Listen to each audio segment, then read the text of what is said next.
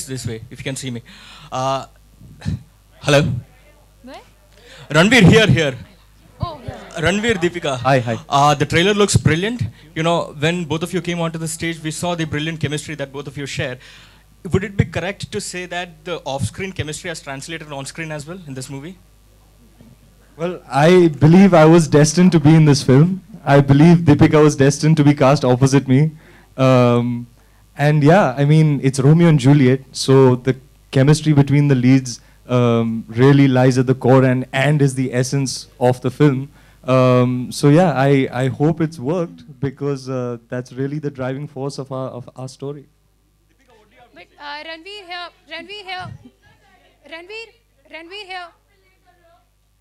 here. Yeah, she's asking.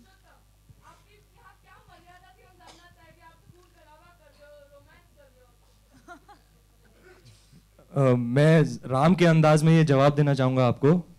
You see, I don't like all this gun goli. I only want tongue choli.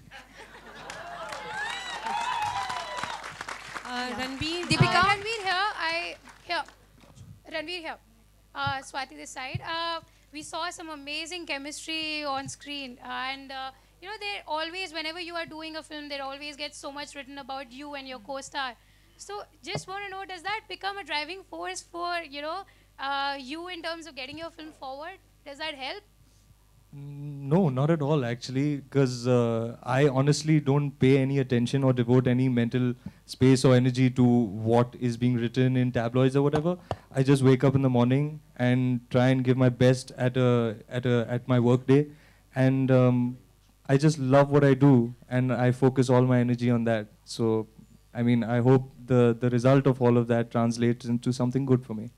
Deepika, over here. Deepika, over here. Hello. Can we have the last question, please? Yeah, Deepika, over here. Your chemistry is very beautiful. Trailer is also amazing. So, yeah.